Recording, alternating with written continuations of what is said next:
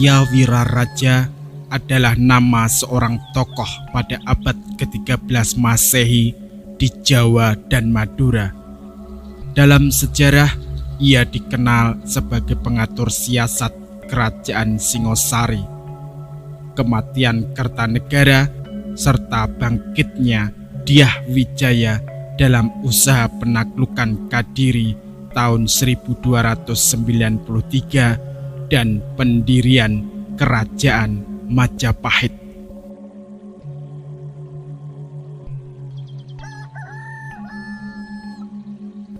Menurut Babat Pararaton, nama kecilnya adalah Banyakwide, yang secara etimologis banyak adalah nama yang disandang kaum Brahmana, sedangkan Wide yang berarti widya atau pengetahuan. Jadi nama Banyakwide sendiri berarti Brahmana yang punya banyak pengetahuan atau cerdik.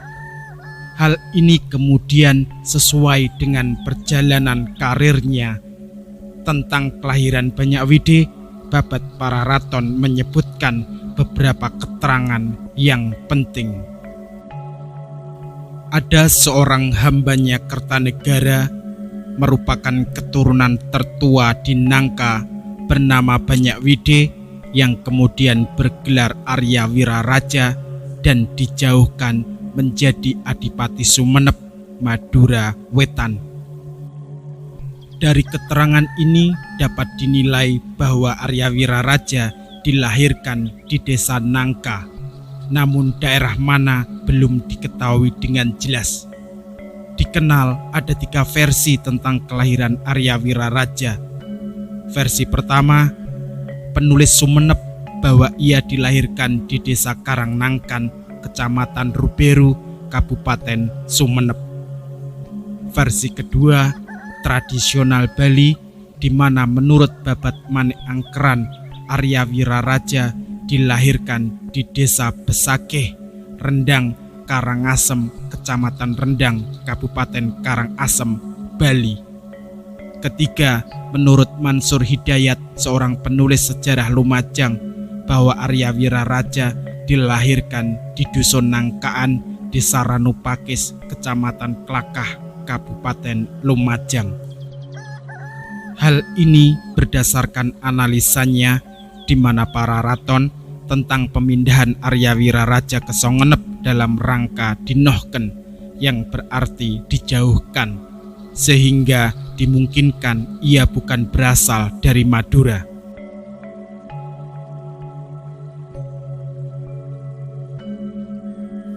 Kelahiran Arya Wiraraja di wilayah Lamajang juga dideduksikan berdasarkan pemindahan kerajaannya dari Sumenep ke Lamajang pada tahun 1292 sampai 1294 Masehi.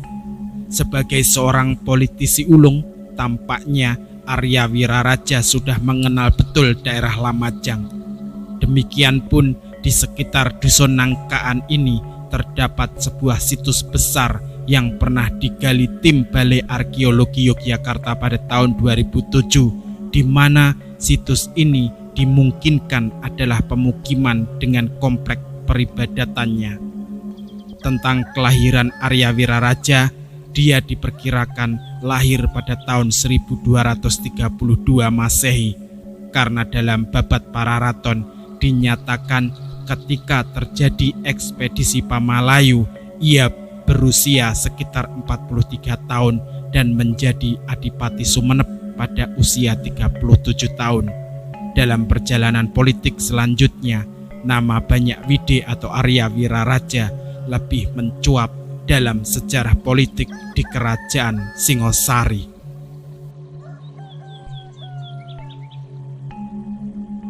Kidung Panji Wijayakrama dan Kidung Harsawijaya mengisahkan Arya Wiraraja semula menjabat sebagai Rakyan Demung, sedangkan Babat Pararaton dan Kidung Ronggolawe menjelaskan bahwa jabatannya adalah babat tangan, yang berarti tukang ramal atau bisa ditafsirkan sebagai penasehat kenegaraan pada masa pemerintahan Kertanegara di Singosari. Arya Wiraraja merupakan tokoh muda Singosari yang terbilang cemerlang karena di usia 30 tahunan ia sudah menduduki jabatan sebagai penasehat raja. Di kerajaan Singosari sendiri terdapat konflik intern yang sangat parah yang diwariskan sejak zaman pemerintahan Ken Arok yang merupakan pendiri kerajaan.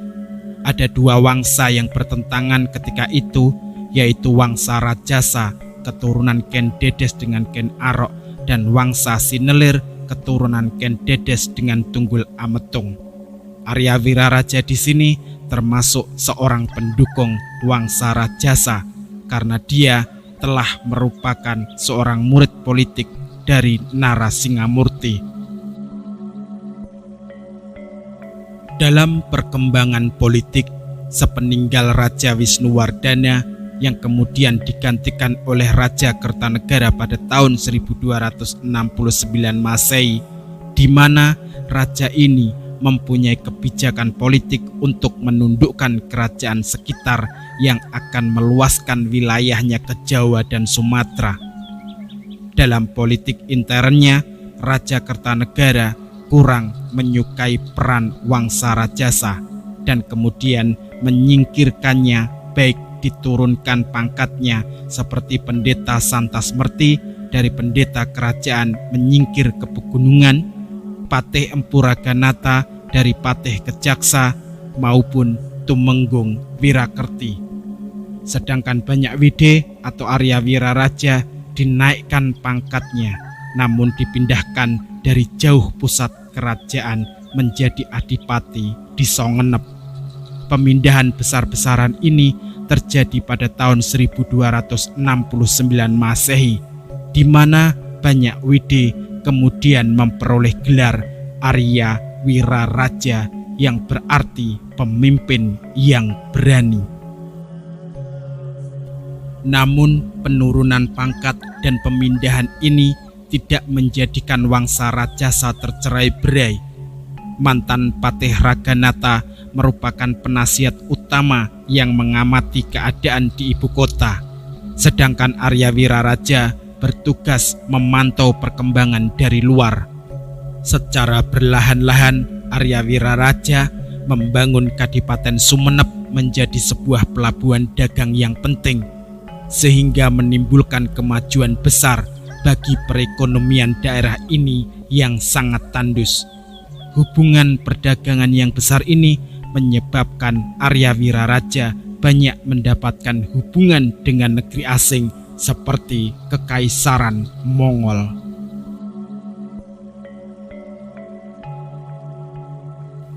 Dalam perkembangan selanjutnya, Kertanegara semakin bernafsu mengirim tentara keluar Singasari.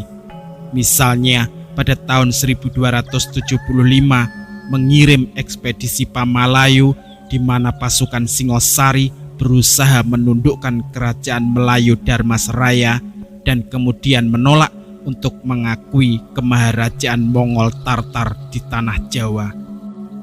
Arah kebijakan luar negeri yang semakin ekspansif ini menyebabkan pertentangan politik intern Singosari semakin memanas. Dua wangsa yang selama ini bertentangan saling mempersiapkan kelemahan lawan. Menurut prasasti Mula Malurung yang dikeluarkan oleh Raja Wisnuwardana, ayah Raja Kertanegara, Jayakatwang sendiri merupakan keponakannya yang kemudian dijadikan menantunya, yaitu dikawinkan dengan putrinya yang bernama Nararya Turuk Bali dan diberi wilayah di Wurawan. Setelah pemerintahan Raja Kertanegara sendiri, Jayakatwang yang merupakan adik ipar Raja Kertanegara diangkat menjadi raja bawahan yang berkuasa di Daha yang merupakan kerajaan bawahan Singosari yang paling penting. Demikian juga putra dari Jayakatwang ini yang bernama Nararya Ardaraja dijadikan menantu Kertanegara.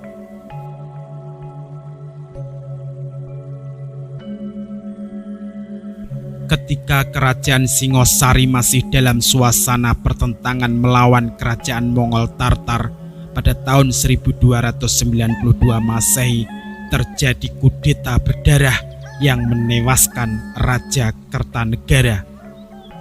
Suatu blank spot dalam sejarah di mana tiba-tiba Raden Wijaya dari Wangsa Rajasa melarikan diri ke Madura dan menemui penasehatnya, yaitu Arya Wiraraja di Sumenep. Menurut Babat Pararaton, Arya Wiraraja mengetahui kalau Jayakatwang Bupati Gelang-Gelang berniat memberontak untuk membalas kekalahan leluhurnya, yaitu Kertajaya, raja terakhir Kadiri yang digulingkan oleh Ken Arok, pendiri kerajaan Tumapel atau Singosari. Wiraraja pun mengirim surat melalui putranya yang bernama Wirondaya yang berisi saran supaya Jayakatwang segera melaksanakan niatnya, karena saat itu sebagian besar tentara Singosari sedang berada di luar Jawa.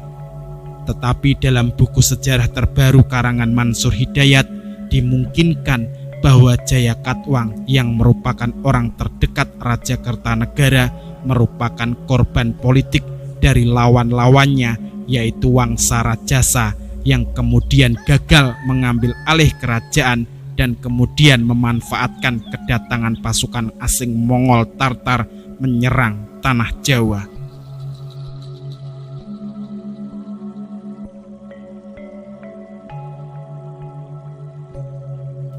Menantu Kertanegara yang bernama Dyah Wijaya mengungsi ke Sumenep meminta perlindungan Arya Wiraraja. Semasa muda, Wiraraja pernah mengabdi pada Narasingamurti yang merupakan kakek dari Dyah Wijaya. Maka Arya Wiraraja pun bersedia membantu sang pangeran untuk menggulingkan Jayakatwang. Dyah Wijaya bersumpah jika ia berhasil merebut kembali tahta mertuanya, maka kekuasaannya akan dibagi menjadi dua, yaitu untuk dirinya dan untuk Arya Wiraraja. Mula-mula Wiraraja menyarankan agar Dyah Wijaya pura-pura menyerah ke Kadiri. Atas jaminan darinya, Dyah Wijaya dapat diterima dengan baik oleh Jayakatwang. Sebagai bukti takluk, Dyah Wijaya siap membuka hutan tarik menjadi kawasan wisata bagi Jayakatwang yang gemar berburu. Jayakatwang mengabulkannya. Dyah Wijaya dibantu orang-orang Madura kiriman Arya Wiraraja membuka hutan tersebut dan mendirikan desa Majapahit.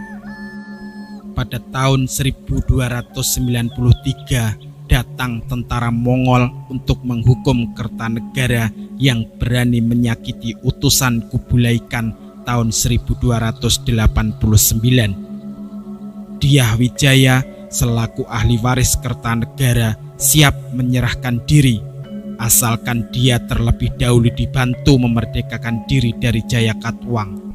Maka bergabunglah pasukan Mongol dan Majapahit menyerbu ibu kota Kadiri. Setelah Jayakatwang kalah, pihak Majapahit ganti mengusir pasukan Mongol dari tanah Jawa. Dari berita Tiongkok diketahui tujuan kedatangan pasukan Mongol adalah untuk menaklukkan Kertanegara, penguasa Jawa.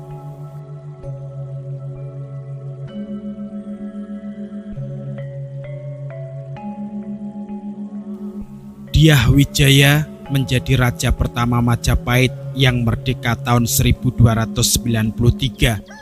Dari Prasasti Kudadu diketahui jabatan Arya Wiraraja adalah sebagai pesangguhan dengan gelar Rakyan Mantri Arya Wiraraja Maka Pramuka. Pada Prasasti Penanggungan, nama Wiraraja sudah tidak lagi dijumpai. Prasasti Kudadu menyebutkan bahwa ketika Dyah Wijaya melarikan diri bersama 12 pengawal setianya ke Madura, Adipati Arya Wiraraja memberikan bantuan, kemudian melakukan kesepakatan pembagian tanah Jawa menjadi dua, yang sama besar yang kemudian disebut Perjanjian Sumenep. Setelah itu, Adipati Arya Wiraraja memberi bantuan besar-besaran kepada Dyah Wijaya, termasuk mengusahakan pengampunan politik terhadap Prabu Jaya Katuang di Kediri dan pembukaan hutan terik menjadi sebuah desa bernama Majapahit. Dalam pembukaan desa Majapahit ini sungguh besar jasa Adipati Arya Wiraraja dan pasukan Madura. Raden Wijaya sendiri datang di desa Majapahit setelah padi-padi sudah menguning. Kira-kira 10 bulan setelah pendirian desa Majapahit ini, kemudian datanglah pasukan besar Mongol Tartar pimpinan Jenderal Sihpi yang mendarat di Pelabuhan Tuban. Adipati Arya Wiraraja kemudian menasehati Dyah Wijaya untuk mengirim utusan dan bekerja sama dengan pasukan besar ini dan menawarkan bantuan dengan iming-iming harta rampasan perang dan putri-putri Jawa yang cantik. Setelah dicapai kesepakatan, maka diseranglah Prabu Jaya Katuang di Kediri yang kemudian dapat ditaklukkan dalam waktu yang kurang dari sebulan. Setelah kekalahan Kediri, Jenderal Sihpi meminta janji putri-putri Jawa tersebut, dan kemudian sekali lagi dengan kecerdikan Adipati Arya Wiraraja, utusan Mongol di bawah pimpinan Jenderal Kausing menjemput para putri tersebut di desa Majapahit tanpa membawa senjata. Hal ini dikarenakan permintaan Arya Wiraraja dan Raden Wijaya untuk para penjemput putri Jawa tersebut agar meletakkan senjata, dikarenakan permohonan para putri yang dijanjikan yang masih trauma dengan senjata dan peperangan yang sering kali terjadi. Setelah pasukan Mongol Tartar masuk desa Majapahit tanpa senjata, tiba-tiba gerbang desa ditutup dan pasukan Ronggolawe maupun Empu Sora bertugas membantainya. Hal ini diikuti oleh pengusiran pasukan Mongol Tartar baik di Pelabuhan Ujung Galuh maupun di Kediri oleh pasukan Madura dan Laskar Majapahit. Dalam catatan sejarah, kekalahan pasukan Mongol Tartar ini merupakan kekalahan yang paling memalukan karena pasukan besar ini harus lari tercerai-berai.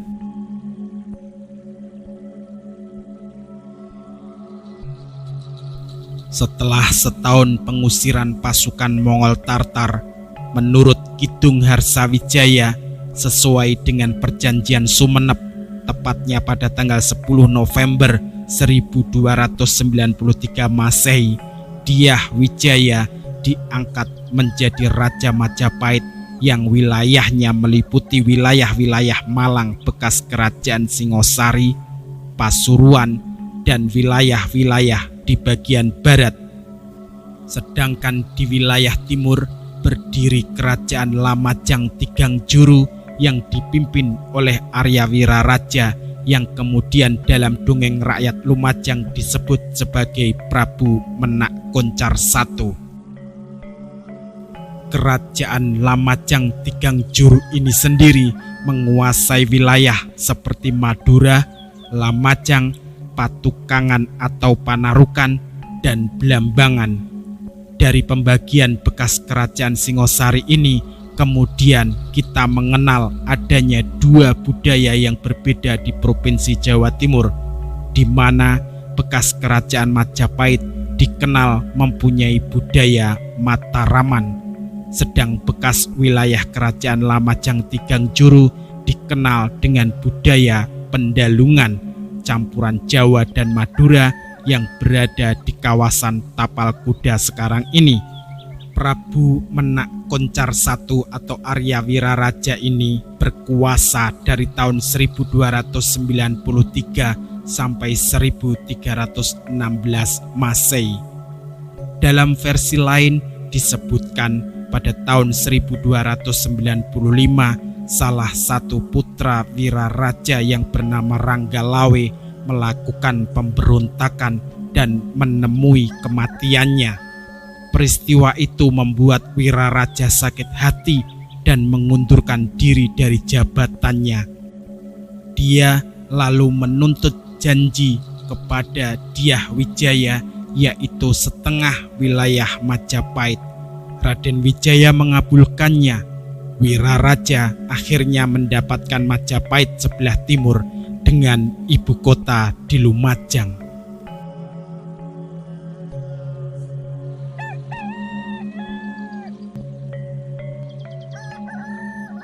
Ketika mendengar salah satu putranya gugur melawan kerajaan Majapahit, Arya Wiraraja sebagai ayah sangat sedih dan oleh karenanya mempersiapkan benteng pertahanan di ibu kotanya Lamajang.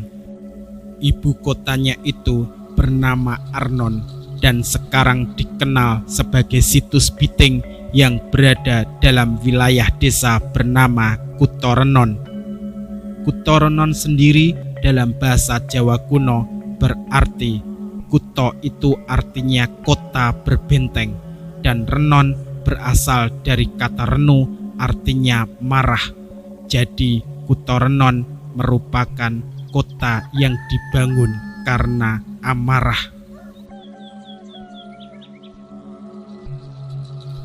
Dari sini awal ketidakcocokan dua kerajaan besar di tanah Jawa, yaitu Majapahit dan Lamajang Tigang Juru. Namun sekali ada Arya Wiraraja, wilayah Lamajang ini tidak berani disentuh oleh Majapahit.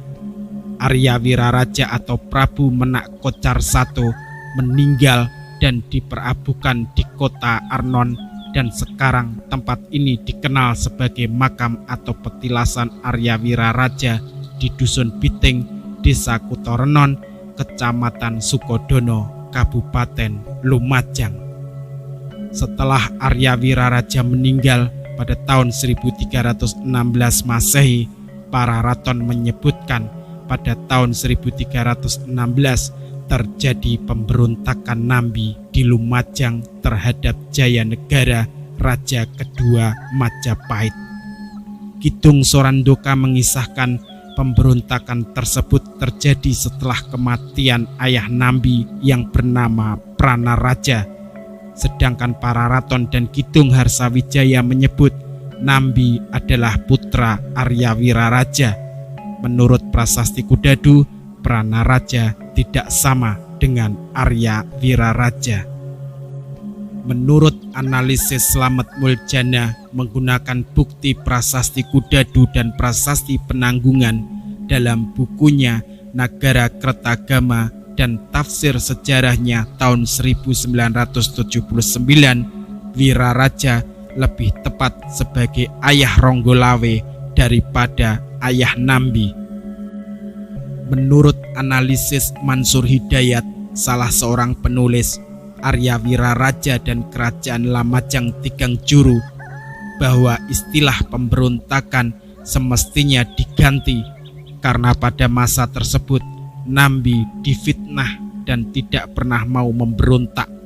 Demikian juga Kerajaan Lamajang Tigang Juru sebagai hasil dari perjanjian Sumenep antara Arya Wiraraja dan Dyah Wijaya pada tahun 1292 Masehi merupakan negara yang syah.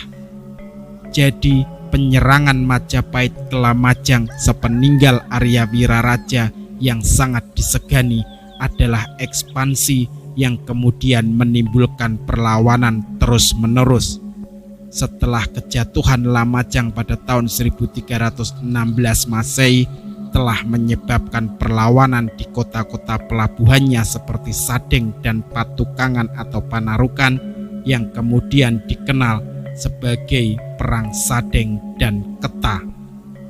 Demikian pun ketika Hayam Wuruk melakukan perjalanan keliling daerah Lamajang pada tahun 1359 Masehi tidak berani singgah di bekas ibu kota Arnon atau situs Biting. Malah perlawanan daerah timur kembali bergolak ketika adanya perpecahan Majapahit menjadi barat dan timur dengan adanya Perang Paregreg pada tahun 1401 sampai 1406 Masehi.